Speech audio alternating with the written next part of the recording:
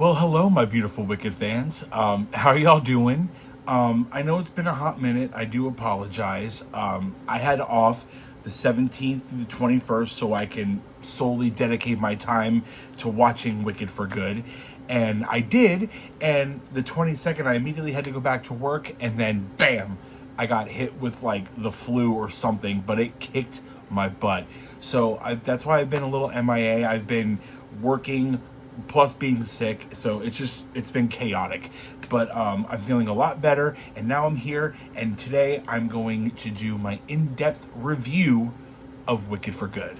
I am warning y'all now, this review is going to contain massive spoilers, because if I want to talk in depth about it, I'm gonna have to spoil it, unfortunately. So if you haven't seen it yet, please exit out now, go watch the film, then come back, and then you can watch it. But if you have seen it, please grab a snack, grab a drink, because we're going to be reviewing this, and I have a lot of thoughts. So let's start from the beginning.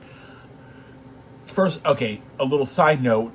This film, I cannot believe how divisive it is. Like, it is crazy. There is a lot of hate towards this film, and I mean, it's already been established that part 2 or act 2 of the Broadway show is not the best. Me personally, I've always preferred part 2 or act 2 over act 1. I've always preferred it. I like the songs better. I like the fact they're more mature. I like the fact that they're grown-ups and now they're suffering the consequences for their actions. And I love it. And then I love the Wizard of Oz tie-in. Like, that's just me. But I know a lot of people didn't like or don't like Act 2. And of course, it's going to go on over with Wicked for Good. So I'm seeing a lot of people complain that they were really, really upset that the film didn't immediately start off with Thank Goodness. If you don't know, after Defying Gravity, you have the 15-minute intermission, and Act 2 immediately opens up with Thank Goodness. Here, not the case. What they did here, I absolutely loved it. I love the fact it shows that there's a time jump. It opens up with Yellow Brick Road being built, and I love the fact you get to see what Elphaba and Glinda have been doing since that time jump. So of course, you see Elphaba in action on her broom. She saves the animals that are tied up and like carrying the bricks, and then she beats the crap out of the guards. And it's amazing. She literally looks like a superhero. Like, she's flying around, she hops on her broom, and she's just, chef's kiss. It was just, I loved it. And then we go over to see what Glinda's been up to. And of course, she is now the face of Oz. She is there to lift everyone's spirits and is there to provide hope during this whole Wicked Witch of the West debacle. I absolutely loved that we got to see them during this time jump. So I did not mind that it didn't immediately start off with Thank Goodness. And because they didn't start with that, they added some like reprises. Elphaba says something about, she goes, if you see her fly into her treehouse after she kicks the crap out of the guards, and she's saying like she wants to prove to Oz that the wizard is a fraud and everything. I loved it. So good. And then Glinda has that little dance moment inside the Emerald, inside the palace, where they're like, "Dearest Glinda, you are still the best." Well, I guess. I loved it. And by the way, Ariana Grande looked incredible in that scene. Absolutely incredible. And now this is where I have a negative thing to say about Wicked for Good.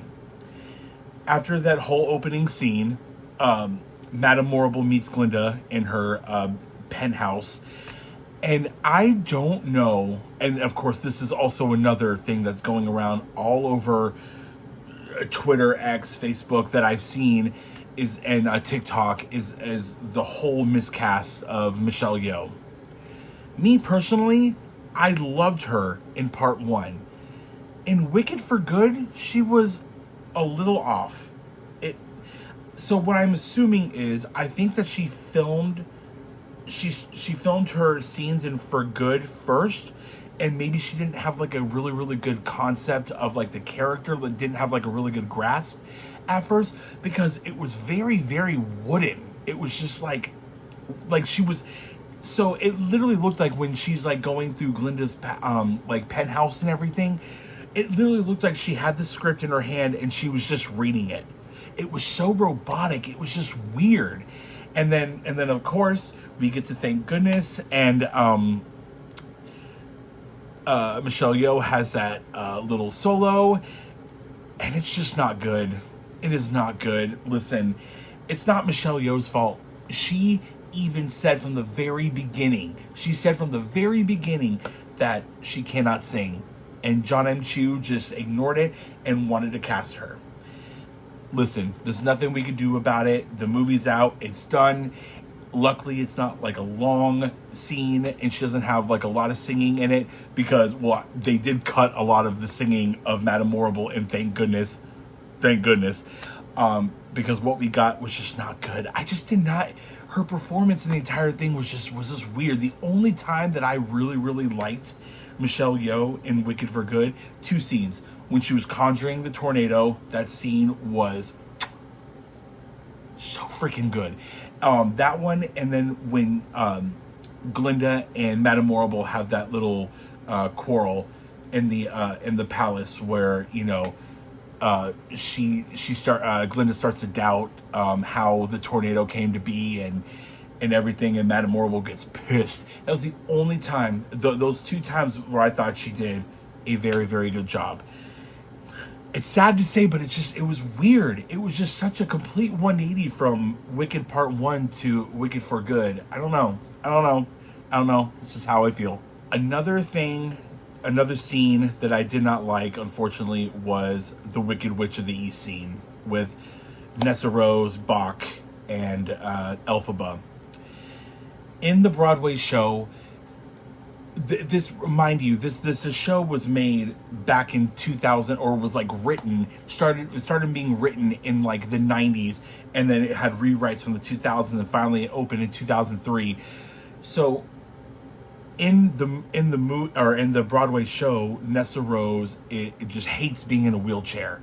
And then that's sort of like her struggle in the Broadway show. So when Marissa Bodie came in, she wanted that whole storyline to be rewritten, which is great, because it's the Broadway show, when it was written, it was back in the times. Now things have changed and everything. But what they did, it just didn't suit well. To me, it just didn't like blend well. Like, she wanted to feel like she was floating. She wanted to go back to the time where they were all back in school, and then Bach told her that she was beautiful and everything, and she felt like she was floating. And then, of course, that's when the Grimoire opens, and Elphaba starts doing the spell, and Nessa Rose starts to fly, pretty much. But she only flies for like a couple minutes, and then, of course, the whole story breaks down with Bach and everything, and it's just, I don't know, it just didn't work with me. Like, the heartbreak and the anger that you get from the Broadway show, it's so good. And like, they took out a lot of the song, and I wanted Marissa Bodie to just like be freaking angry. I mean, she did okay, she did good, but like, I was expecting a lot more. Like, when she's saying, "I'm the Wicked Witch of the East," it was so just like anticlimactic. I thought it was gonna be like, I'd rather she had done that, saying that floating, and then it just looked evil, but it did not suit well with me, and I miss what they did with the Broadway show, and I just wish it translated over to the movie. I know, I'm sorry, but speaking of Bach, Ethan Slater killed it. I never doubted him. I know he had a lot of haters and everything, and people didn't think he was going to do a good job. Y'all, Ethan Slater killed it, and for good. Him as the Tin Man, March of the Witch Hunters. Woo, that boy can sing and he can act. What he portrayed in March of the Witch Hunters, like that anger. I wanted that for Wicked Witch of the East for Marissa Bodie. But oh my god, Ethan Slater did an incredible job. I'm so impressed with him. Absolutely impressed with him. Cynthia Erivo, Ariana Grande, again, they were born to play Elphaba and Glinda. Cynthia Erivo is just, she's not human. She's not human. She's absolutely incredible in this movie. So part 1 has always been about Elphaba's arc, and part 2 in the Broadway show has always been Glinda's arc. So the focus in For Good is a lot more on Glinda, as it's supposed to be, because she's changing and she wants to be magical and stuff like that. So you also got to think about that. Everyone's getting like mad that Elphaba's getting sideswiped and everything, but I'm like, that's how it is in the Broadway show pretty much. But Cynthia Erivo, incredible job. Her scene in For Good, or not For Good. Oh my god, I'm jumping track a little bit. No Good Deed. You see how excited I got? I was thinking of No Good Deed, and I just said For Good. No Good Deed.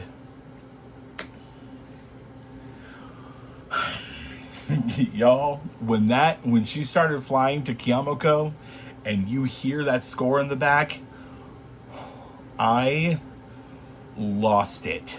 No Good Deed was shot perfectly. Like, it looked so good, and it just looked so menacing having her singing that in Kyamako with the monkeys flying around. There was fire, and just, and the red lightning, it was so good. It was just, it was incredible. Like, the only thing that I would have changed is in the song where she goes, add to my generous supply. Like, she sings supply. I kind of wish she did a little something in there. Usually the Elphaba, like on Broadway, will go, I'm sorry, I can't sing, so I'm sorry. But normally they'll go, my generous supply. She just dragged it. I just wish she would have done a little bit something, and it would have been even better. But regardless, what we got was still incredible. Like, it's without a doubt my favorite scene. And every single viewing that I've been to, every single time that that scene ends, rupture of applause. So it's literally everyone's favorite scene. Like, it's so good. It's so freaking good. Ariana Grande, man, she can sing, she can act, she's Glinda. Like, she's Glinda. It's so, her performance is incredible, and I'm calling it now. She's most likely gonna win the Oscar for Best Supporting Actress, like, hands down. I really want Cynthia Erivo to win for Best Actress, but unfortunately, I just don't think it's gonna happen. I mean, I will be so happy. If she wins, but unfortunately, it's not looking good, and it really breaks my heart. Like, it truly breaks my heart. But anyway, going back to Ariana Grande, her emotional scenes, oh, child, perfect. The whole catfight scene, Fiyero coming in holding the gun, her walking up to the gun and her telling the guards to stop, in the name of goodness, stop. She's so good. And even in Thank Goodness, when it seems like time stops around her and she's having those inner thoughts, and she just, you feel the heartbreak, and she pulled it off. Ariana Grande did it. She is just spectacular in this role. Again, like I said, she's most likely going to win the Oscar for Best Supporting Actress. Calling it now. Like, she absolutely deserves it. Wicked for Good, we got to see a lot more of Fiyero. Jonathan Bailey, I thought, did a very good job. I think he looked gorgeous. Like, looked gorgeous. I loved his costumes. His Captain of the Winky Guard costume looked fantastic. His acting, I think, was great. I have no problem with him. And then As Long As You're Mine, there's another discourse about that scene. As Long As You're Mine, people wanted it to be sexier, and I get it. It's like their first time, you know, being romantic with each other and everything. I mean, in the Broadway show, they're not, I mean, they touch each other a lot and they're like really close, but like, I understand where they went with this. They wanted to show Elphaba like doubting herself and going, oh my God, is this like really happening? Like, it's crazy. Like, I know people really wanted the I'm Not That Girl reprise that Glinda sings, because in the soundtrack it goes from I'm Not That Girl reprise and it immediately goes to As Long As You're Mine. I know people wanted that, but I think that they wanted to show like the tension between them, and that they're just that they're just ready to get it on, pretty much. Like, they both sounded great. I will say the scene was a little lackluster, but I mean, they sounded fantastic. I liked the scene of them floating and like the fireflies are around them. Very, very romantic, very beautiful. We got to see a lot more green skin from Elphaba, that's for sure. Like, but yeah, no, I think they both did a very, very good job in that song. They both sounded great. And when Jonathan Bailey hit that note, ooh, get it, boy. Again, Jeff Goldblum is playing Jeff Goldblum in Wicked for Good. I usually really, really like Jeff Goldblum, but in this one, and unfortunately in part one, I unfortunately just don't like him as the wizard. I really don't. I don't like him as the wizard. He's too kooky, and just, like I said, he literally is just playing himself. And I kind of wish, like, we did get some seriousness, you know, when we find out that, you know, that Elphaba is the wizard's daughter, which they kind of like really just blew past that whole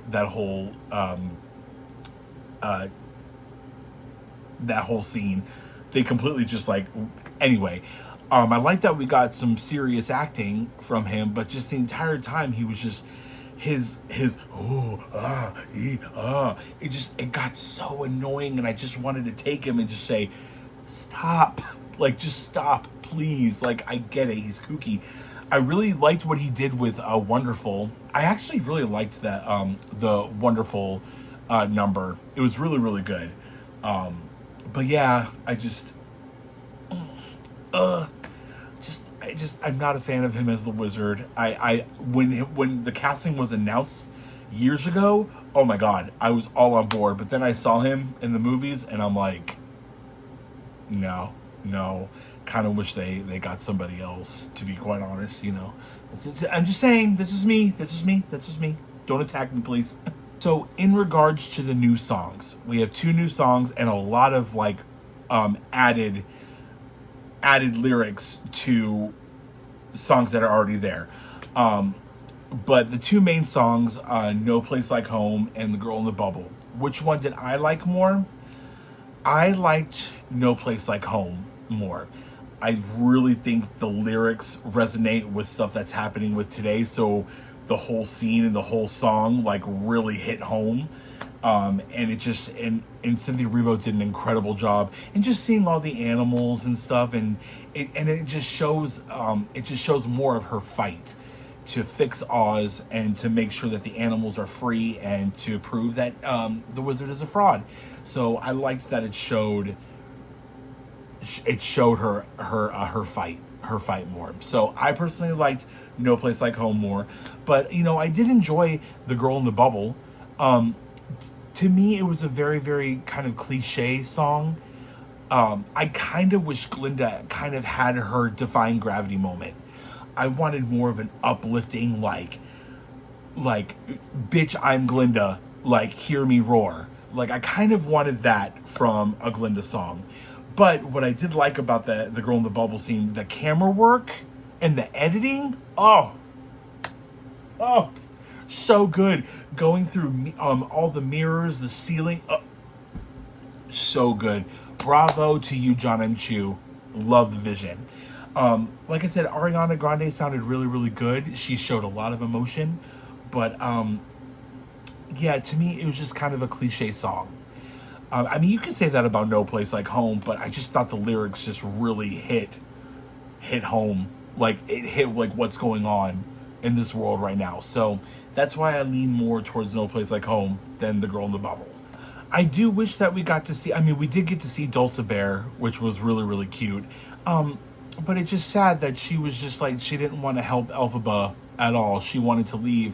And I'm sad that we didn't get to see a lot of Dr. Dillman. I mean, in the Broadway show, you don't see a lot of Dr. Dillman in Act 2. But I kind of wish there was more. I really wanted to see more of those two characters. I thought they were going to be bigger roles, to be quite honest. I thought they were going to expand on their story. But no, it was really sad that that's all we got. But it's okay, little minor thing. So let's talk about the ending. For good. It's so good. So one thing I will say about Wicked, like part 1 and For Good, you really can tell that it's a set. Like, you can tell that the Emerald City is a set. You could tell that Kyamako was a set. So when they were singing For Good, I was like, it's blatantly obvious that they're literally on a set. It just, like, the set was beautiful, don't get me wrong, but it just didn't seem natural. It looked like they were like on the stage show. Like that's really it. So I wish that was tweaked a little bit, but the song, waterworks. Absolute waterworks. Already it's an emotional song, but God, seeing their performance and them crying and took me out. So then you're like, oh, it's all done for good. I'm done crying. No. Elphaba assists Glinda into a hiding spot in a closet type thing. And Elphaba goes, everything's going to be just fine. I love you. And Glinda responds with, I love you too. And the door closes and you see them crying hysterically. So then apparently, oops, sorry, lights went out. Anyway, so apparently that scene was ad-libbed. So they did that during rehearsal. John Chu liked it so much that he went to the production crew and said, build me a set to accommodate that scene. Bravo, Cynthia Erivo and Ariana Grande. They killed it. That scene, just, here's my heart, take it. It was such an incredible, it was such an emotional, such a powerful scene. Loved it. Absolutely loved it. And then, of course, you see Dorothy. And I love that they use the shadows. Because in the Broadway show, in the Broadway show, you never see Dorothy's face. In this movie, you never see her face. Like, you see her side profile, but it's never a full-on thing because this is not Dorothy's story. So, and everybody needs to realize that the Wizard of Oz from the 1939 Wizard of Oz film and Wicked are not the same. So when you're watching Wicked, you really just need to forget about what happens in the Wizard of Oz. Wicked is its own entity. It's its own entity. So I think that's a lot of the discourse. But anyway, I love the fact that you see the melting through the shadows. It was so well done. So well done. And then, of course, Ariana gets the Grimory, and then she goes to the Wizard and Madame Morrible and tells them to pretty much F off. Ariana Grande killed that scene. She was a boss-ass bitch. She was. She did such a great job. So incredible. And then you see her in the pink dress. She's putting on her crown, and that stern face. Oh. And then you hear the battle music in the background. Oh my God. That scene gave me goosebumps. It was so well done. And then, of course, you get the big reveal that Fiyero goes back to Kyamako and pounds on the door. And who's not dead? Who's alive? Elphaba.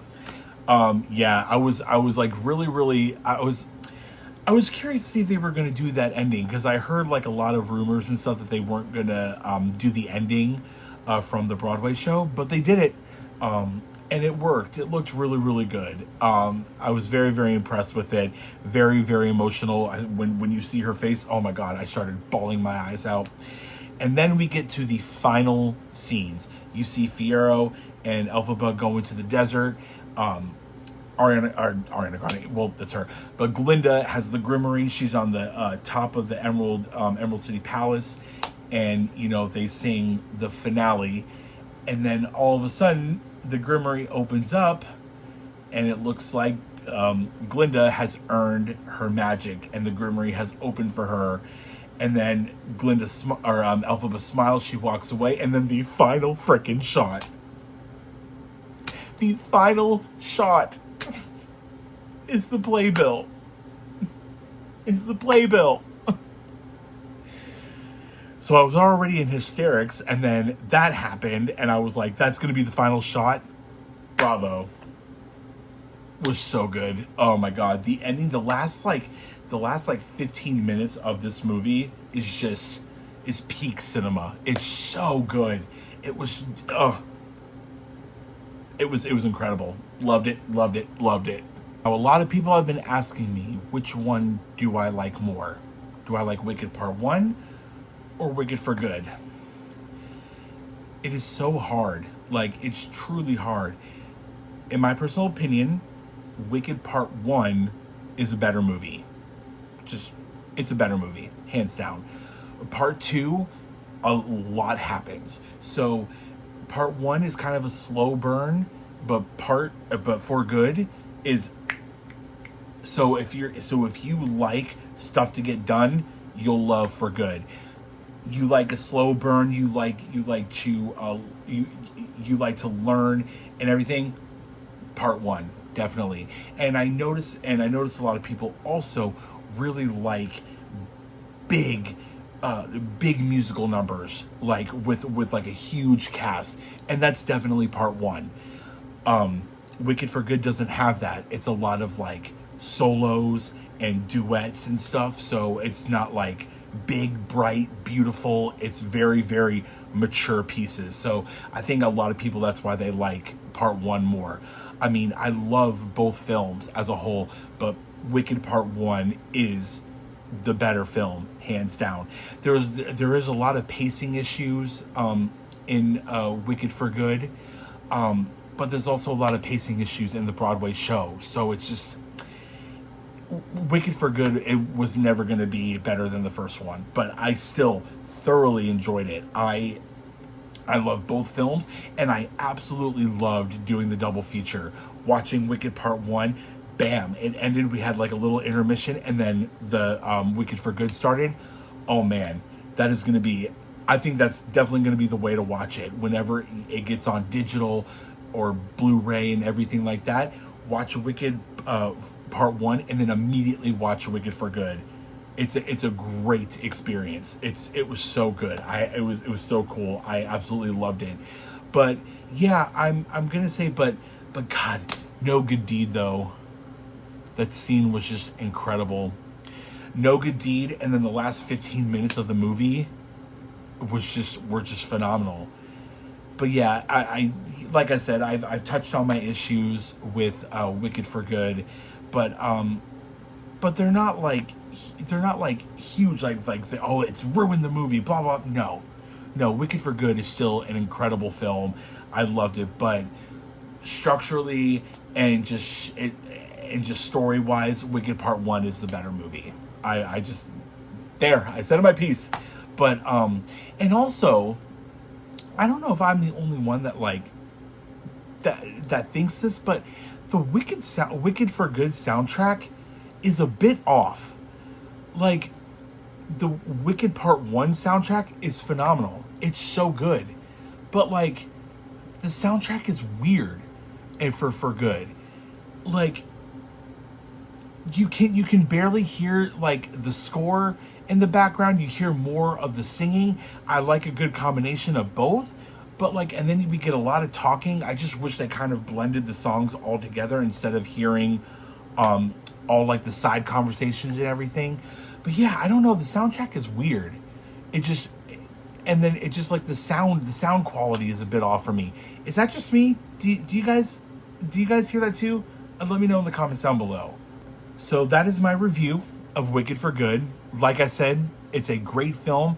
Has some pacing issues, a little casting issues, but regardless, it's still an incredible film.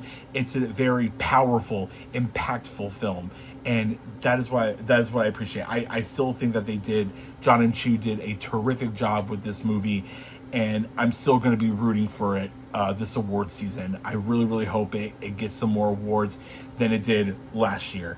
But yeah, no. I'm curious. I want to know what you guys think. Please let me know what you thought about Wicked for Good in the comments down below. If I were to rate it out of Wicked for Good out of 5 stars, I would give it a 3 out of 5. I would definitely give it a 3 out of 5 stars. Yeah, Wicked for Good. I mean, I would say Wicked Part 1. I would give it 4.5 out of 5. But yeah, that is my grading for Wicked for Good. I'll give it a 3 out of 5. But thank you guys so much for your patience. I really, really appreciate it. I'm so sorry it took so long. But yeah, no, I really, really appreciate y'all listening to this. I'm sorry it's long, but I wanted to go in depth with this review. But yeah, I hope you enjoyed it. But until next time, my beautiful Wicked fans, please stay safe out there. Happy Thanksgiving to all who celebrate. I'm extremely thankful for you all. Stay wicked, and until next time, bye.